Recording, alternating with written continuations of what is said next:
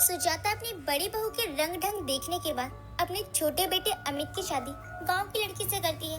अब शादी के बाद जब सुजाता की छोटी बहू झुमरी अपने ससुराल शहर में आती है तो आते ही झुमरी अपने ससुराल में बड़ा सा घर देखकर अपनी सास सुजाता से कहती है, आई हो दादा, ये घर तो एकदम स्वर्ग लग रहा है माँ जी। है? क्या बोला तुमने? अरे माँ जी, आपको मना किया था ना इस गवार को ब्याह कर इस घर में लाने से। अरे ये तो ठीक से बोल भी नहीं पाती।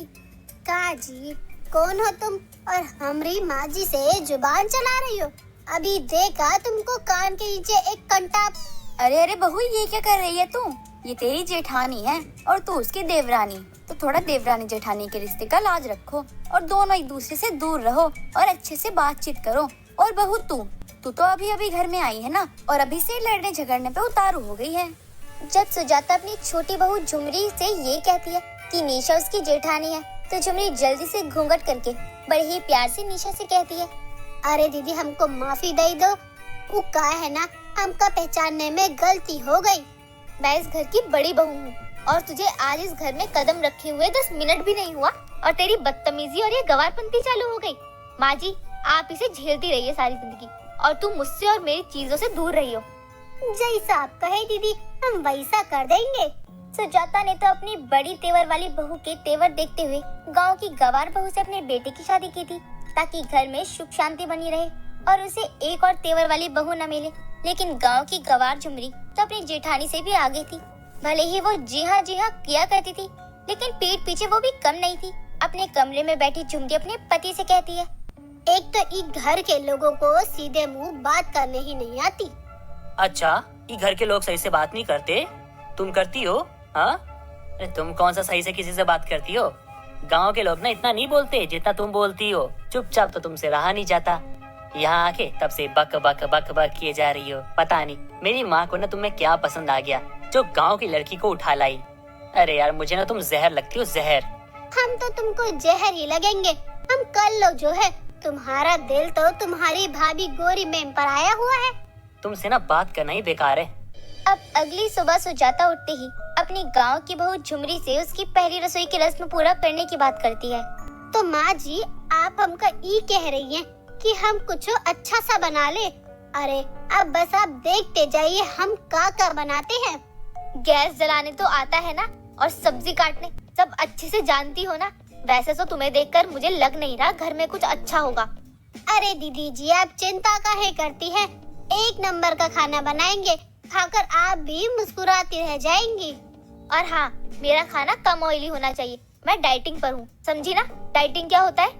अरे दीदी, गांव से है, अनपढ़ नहीं, सब समझते हैं। और हमारा तो इंग्लिश टॉप क्लास का है। वो क्या कहते हैं, I can talk English, I can walk English. Jhumri जब से अपने ससुराल आई थी तब से निशा तो उससे ढंग से बात ही नहीं कर रही थी और उससे तेवर पर तेवर दिखा रही थी। कभी निशा झुमरी को अपनी फिगर की तारीफ करते हुए दिख रही थी तो कभी अपने रंग रूप को लेकर निशा झुमरी को ताने मार रही थी। लेकिन झुमरी भी गांव की थी और उसे सब समझ आ रहा था। अब झुमरी भी निशा को सबक सिखाने का फैसला लेती है। और देर शाम, अरे ओ झुमरी, कहाँ मर गई? अभी तुझे आए हुए 2 दिन भी नहीं हुए और तू घर में काम धंधे को छोड़कर फोन पर लगी हुई है। मैंने तुझे कब का कहा मुझे लेमन टी चाहिए, तो तू कहाँ मर गई थी? बड़ी बहू क्या तो भूल रही है, वो भी इस घर की बहू है। बोल तो वो भी सकती है, लेकिन मेरी वजह से चुप है। और तुझे ग्रीन टी पीनी है तो तू खुद बना कर पी, वह तेरी नौकर नहीं है। नो टेंशन सासू जी, वो का है ना, हम ग्रीन टी बना ही रहे थे, लेकिन थोड़ा समय लग गया हमको ये जानने में कि आखिर से बनाते कैसे हैं। हाँ चल दे, बहुत समय हो गया, कब से इंतजार कर रही हूँ। मेरी डाइटिंग भी खराब करवा दी। निशा जैसे ही कप में लाया हुआ झुमरी का ग्रीन टी पीने लगती है, उसे अजीब सी स्मेल आती है और वो पीने के बाद वहीं थूक देती है।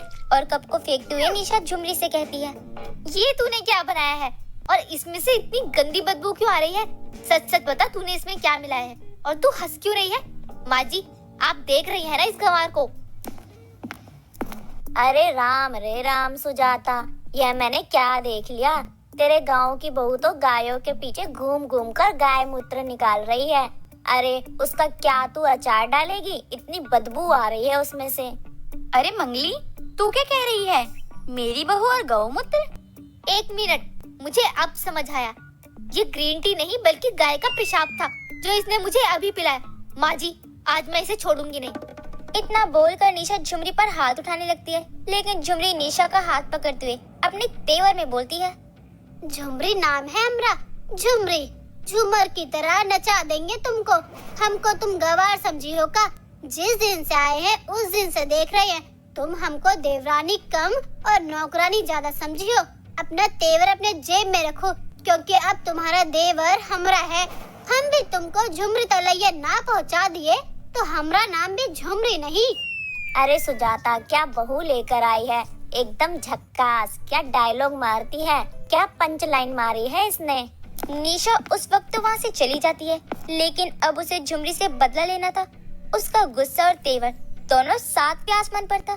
अब अगली सुबह सुजाता के घर मोहल्ले की 2-3 औरतें आती हैं। वे झुमरी की मुंह दिखाई करने के लिए आती हैं। अरे सुजाता बहन, आपकी गांव वाली बहू की मुंह दिखाई के लिए आए हैं। बड़ी बहू तो चांद का टुकड़ा है, तो जरूर छोटी बहू सुंदर होगी। हाँ हाँ सुजाता बहन, अब देर मत कीजिए, जल्दी से अपनी बहू को बुला लीजिए। और लगता है आजकल आपने अपने घर में नौकरानी रख ली है। वैसे कितना पगार ले रही है? अरे नहीं नहीं, कोई नौकरानी नहीं है, आप गलत समझ रही हैं। अरे आंटी, वैसे आपने कहा तो ठीक ही है, शक्ल के हिसाब से तो ये नौकरानी ही लगती है, लेकिन आप जिसे देखने आई है ये वही है, इस घर की छोटी बहू और मेरी देवरानी। अरे सुजाता बहन, आप अपनी बहू को पहले देखने नहीं गई थी क्या? इसे देखकर तो ऐसा लगता है किसी ने इसके मुंह पे गोबर पोत दिया हो। आपकी बड़ी बहू कहाँ है? मुझे भी सुजाता बहन की पसंद पर हंसी आ रही है। सच में लगता है कोयले की खदान से हीरा खोजते खोजते कोयला उठा लाई। तुम दोनों मेरी बहू को देखने आई हो या मेरी बहू की बुराई करने चली हो तुम दोनों? अरे अरे माँ जी, क्या हो गया? आप इतना गुस्सा क्यों कर रही हैं? जो सच है वही तो कह रही हैं ये बेचारी। अच्छा, तो अब समझे हम। दीदी जी इतना बीच बीच में काहे बोल रही थी? अच्छा तो बताइए कितने में खरीदी है ये भाड़े के टट्टुओं को हमारी बुराई करवाने के लिए? मुझे क्यों भला तेरी बुराई करवाने के लिए भाड़े पर लाना पड़ेगा? झुमरी इतना बोलकर उन दोनों औरतों के बाल पकड़ लेती है और उन्हें खींचते हुए कहती है, हमको कमजोर, लाचार, बेबस, गवार तुम लोगों को जो समझना है समझो, लेकिन हम भी गांव के हैं और गाय भैंस का दूध खूब खाए हैं। एको को हमरा हाथ पड़ गया ना तो देख लेना 4 दिन तक उठोगे नहीं, समझे? अब सच बताओगी या फिर लगा दे 1-2 कंटाप। झुमरी इतना बोलती है कि वो दोनों औरतें जल्दी जल्दी बकने लग जाती हैं। अरे अरे लेडीज बाउंसर, हमें तो तुम्हारी ही जेठानी ने 100 रुपए दिए थे, वो भी खुद की तारीफ करवाने के लिए, और कुछ नहीं। खामखा तुमने हम पर बिल फाड़ दिया। अब अपना फैलाया हुआ रायता तुम खुद ही समेटो और ये 100 रुपए भी तुम खुद रखो, इससे तुम अपनी मरम्मत करवा लेना। इतना झूठ क्यों बोल रहे हो तुम दोनों? अरे सुनो तो मेरी बात। नहीं झुमरी, मैंने ऐसा कुछ भी नहीं कहा था। माँ जी आप तो समझाइए झुमरी को। झुमरी निशा को कुछ भी नहीं कहती, लेकिन निशा के पास जाकर बड़े ही प्यार से निशा को समझाते हुए कहती है, वो कहा है ना दीदी, गांव की लड़कियां शर्मीली, काली और गवार भले ही होती है, लेकिन उनका दिल और चरित्र एकदम साफ होता है। छोटी बहू एकदम सही कह रही है, वो तेरी तरफ बिल्कुल भी नहीं है। उसके मन में किसी चीज को लेकर लालच नहीं है और ना ही किसी के लिए बुरा सोचती है। अपने आप को बदल ले, अभी भी समय है। अब उस दिन के बाद से झुमरी निशा से कम बोलती है, लेकिन निशा को अपनी गलती का एहसास होता है। वो अपनी सुंदरता को लेकर कुछ ज्यादा ही घमंड करने लगी थी, जिसकी वजह से वह हर बात पर झुमरी को नीचा दिखाती थी। लेकिन देर से ही सही निशा को भी अक्ल आ जाती है और वह अपनी देवरानी झुमरी के साथ मिलजुल कर रहा करती है। रेशमा एक बहुत ही सुंदर लड़की थी। वो जितनी सुंदर थी उतने ही सुंदर उसके काले घने बाल थे, जिसे देखकर हर कोई उसके पीछे पागलों की तरह भागने लगता था। पर जैसे ही कोई उसके बालों में चल रही जूं देखता, उसके पास से भाग जाता था। उसके परिवार में उसके पिता मोहन और माँ लक्ष्मी रहा करते थे। रेशमा अक्सर ही मार्केट से तरह तरह के जुए खत्म करने के ऑयल और शैम्पू लाया करती थी, पर जुए उसके सर से जाने का नाम ही नहीं लेती थी। ऐसे ही एक दिन रेशमा फेसबुक के जरिए साहिल नाम के लड़के के संपर्क में आती है। वो दोनों रात दिन चैटिंग किया करते। ऐसे ही एक दिन वो दोनों पार्क में मिलने आते हैं। हाय, कैसी हो रेशमा? अरे मैं एकदम बढ़िया हूँ, तुम बताओ कैसे हो? यार पता नहीं, मैं तुमसे जितना भी बात करूं उतना ही कम लगता है। क्यों? ऐसा क्यों लगता है? यार पता नहीं आजकल क्या हो रहा है, हर जगह तुम दिखती हो। यार मैं कुछ बोल रहा हूँ और तुम सर में खुजली करती जा रही हो। तुम सीरियस नहीं हो क्या? हाँ, मैं बहुत ज्यादा सीरियस हूँ, बस तुम बोलते जाओ। तुम्हें देख देख कर ना मेरे भी सर में खुजली होने लगी यार। हाँ, वही तो मैं कह रही थी, शायद ये जगह ही अच्छी नहीं है। देखो ना, तुम्हें भी खुजली होने लगी।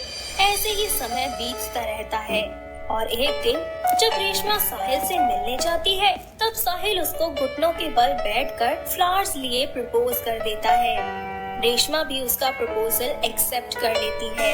साहिल अपनी माँ गंगा और बहन चारू के साथ रेशमा के घर शादी की बात करने के लिए आता है। जी नमस्कार। जी नमस्कार। साहिल बेटा, क्या करते हैं आप? जी मैं अकाउंटेंट की जॉब करता हूँ। अच्छा, कब से जानते हो रेशमा को? अरे सब कुछ हमारे बिटुआ से ही पूछ लोगे, या तनिक अपने बिटिया को भी बुलाएंगे। तभी रेशमा चाय नाश्ता लिए आती है और अपने होने वाली सास के पैर छूती है। अरे बस, दिखने में तो बहुत सुंदर हो तुम बिटिया, और तुम्हारे बाल भी गजब है एकदम। दोनों घर वाले आपस में रजामंदी से दोनों की बड़े ही धूमधाम से शादी करवा देते हैं। ऐसे ही वक्त बीतता रहता है। रेशमा अपने ससुराल की सारी जिम्मेदारियां अच्छे से संभाल लेती है। ऐसे ही एक रात वो सब लोग एक साथ बैठकर डिनर कर रहे होते हैं। तभी साहिल बार बार उसका सर खुजाता है। ये देखकर उसकी माँ बोलती है, अरे क्या बात हो गई समर बेटा, काहे खुजर खुजर कर रहे हो सर में? माँ पता नहीं, कुछ दिनों से ना सर में बहुत खुजली हो रही है। लगता है जैसे कुछ कट रहा है सर में। अरे मोरी मैया, कहीं तुम्हारे सर में जुए तो ना हो गई? क्या माँ, आप भी ना? अरे आज से पहले तो कभी हुई नहीं, तो अब कैसे होगी? हमें का पता, जिसके साथ तू सर से सर भिड़ा कर सोए थे ना, उसी के जुए तुम्हारे सर में तांडव कर रही होंगी। माँ जी, आप कहना क्या चाहती है कि मेरे सर में जुए हैं? अरे आप भी के सर में होंगी, बुढ़ापे के चलते आप नहाती नहीं है और आपके सर की गंदगी से ना जुओं को प्यार हो गया होगा। तो प्लीज आप मुझ पर ये घटिया सा इल्जाम मत लगाइए। भाभी, मम्मी की बातों से इतना गुस्सा क्यों हो रही हो तुम? मान लो ना कि भैया के सर में तुमसे ही जुए आए हैं। जरूर तुम दोनों माँ बेटी के सर में ही ना ये जुओं का ग्रुप होगा, और अब मेरे पति के सर में भी। बस भाभी, ये नौटंकी कहीं और जाके करना। मैं अभी दूध का दूध और पानी का पानी कर देती हूँ। ओ हेलो, खुद का मुँह देखा है? कोई तुम्हारी शक्ल देखकर ही बता देगा कि जुओं का अड्डा ना तुम्हारे सर में है। ऐसे ही वक्त बीतता जाता है। जुओं की वजह से अब पूरा घर परेशान होने लगता है। हर कोई बार बार अपने सर में खुजली करने लगता है। लेकिन रेशमा हमेशा ही कभी अपनी सास तो कभी अपनी ननद पर जुओं का इल्जाम लगा दिया करती। ऐसे ही एक दिन रेशमा कुछ दिनों के लिए अपने मायके चली जाती है और यहाँ ससुराल में रेशमा के ना होने पर धीरे धीरे सबके सिरों में से जुए खत्म होने लग जाती हैं। कुछ दिनों बाद फिर से सबके सरों में जुए हो जाती है। ऐसे ही एक दिन रेशमा जब किचन में खाना बना रही होती है, तब उसकी सास वहाँ आती है और उससे कहती है, अरे ओ महारानी, कहीं सर खुजलाते खुजलाते सब्जी में भी जुए ना डाल देना। हाँ, देखना आज जुओं की तरी वाली सब्जी बनाऊंगी और सबसे पहले ना आपको ही खिलाऊंगी। सही कह रही हो, तमीज तो तुम बेचाई चोर बाजार में, और दहेज में खाली जुए हिलाई हो बरसन। अरे बस कीजिए ना माँ जी, कोई लिमिट होती है किसी को परेशान करने की, लेकिन आप तो नॉन स्टॉप बस बक बक बक बोलती ही रहती है। अब तू ही तो बताएगी हमको सब कुछ, जुआ वाली बहू। ऐसे ही आए दिन जुओं के चलते घर में लड़ाई होने लगती है। और एक रात जब दोनों मियाँ बीवी सो रहे होते हैं, तभी अचानक साहिल उठता है और अपना सर खुजाने लगता है और गुस्से से अपनी बीवी को जगा देता है। रेशमा उठो जल्दी। क्या बात है साहिल, क्या हो गया, क्यों उठा दिया मुझे? वहाँ मेरी नींद उड़ा के खुद चैन से सोना चाहती हो। यार मैं परेशान हो चुका हूँ इन जुओं से। अरे तो इसमें मेरी क्या गलती है? मैंने थोड़ी ना अपने सर के जुओं को कहा कि जाकर मेरे पति के सिर पर हल्ला बोल दो, उसका सर खुजाओ। अरे मुझे नहीं पता यार, तुम मेरे से दूर रहो, कल से अलग सोना, समझी? और मेरे साथ सोने की जरूरत नहीं है तुमको। कर क्यों? मैं भी दूर हो जाती हूँ तुमसे, जाओ यहाँ से। अरे हाँ हाँ जाओ ना। ऐसे ही जुओं की वजह से दोनों में दूरियां आ जाती है। हर रात दोनों पति पत्नी एक ही कमरे में दूर दूर सोया करते थे। साहिल की इस बेरुखी से रेशमा बहुत ही ज्यादा दुखी रहा करती थी। उसने बहुत सी घरेलू नुस्खे अपनाए और बहुत से केमिकल वाले भी, लेकिन उसे कुछ आराम नहीं हुआ। उसकी सास और ननद भी रेशमा को खरी खोटी सुनाने का कोई मौका हाथ से नहीं जाने देती थी। वक्त बीतता जाता है और रेशमा धीरे धीरे डिप्रेशन में रहने लगती है, जिसके चलते वो एक दिन अपने सर के सारे बाल ट्रिम कर लेती है और गंजी हो जाती है। ये सब देखकर उसके पति और सास बहुत हैरान हो जाते हैं और उसे कहते हैं, अरे बहू, तुम पागल हो गई है क्या? ये सब क्या कर लिया तूने? तुम ही तो बोलते थे कि या तो ये जुए दूर करो या तुम मुझसे दूर हो जाओ।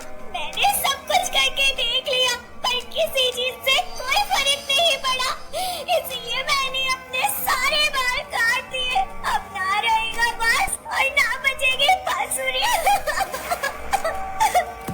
आपने कभी सोचा कभी कि मेरे दिल पर क्या बीतती होगी जब हर कोई मुझे ही सुनाता रहता था? अरे मुझे क्या कोई शौक चढ़ा था जुओं को अपने सर में पालने का? सब इन जुओं की वजह से मुझसे दूर हो गए थे, इसलिए मैंने अपने सारे बाल काट दिए। अब तो खुश है ना आप लोग? माफ करना बहू, हम तुम्हारी परेशानी समझ नहीं पाए कि इन जुओं की वजह से तुम्हें कितनी दिक्कत होगी। हम तो केवल अपनी ही परेशानी में खोए रहे। इस तरह रेशमा सभी को माफ कर देती है। वक्त बीतता जाता है और रेशमा के सर पर एक बार फिर से काले घने और लंबे बाल आ जाते हैं और इस बार उसके सिर में जुओं का नामो निशान नहीं होता और फिर सब मिलकर एक साथ खुशी खुशी रहने लगते हैं। तो मेरे प्यारे दोस्तों, कैसी लगी आपको मेरी ये कहानी? मुझे कमेंट करके जरूर बताएं और इसे अपने दोस्तों के साथ भी शेयर करें। और हाँ दोस्तों, अगर आपने अब तक मेरे चैनल को सब्सक्राइब नहीं किया है तो प्लीज जल्दी से नीचे लाल बटन दबाकर अभी कर ले। तो मिलती हूँ आपसे फिर किसी नई कहानी के साथ। तब तक के लिए आप अपना ध्यान रखें। बाय बाय दोस्तों।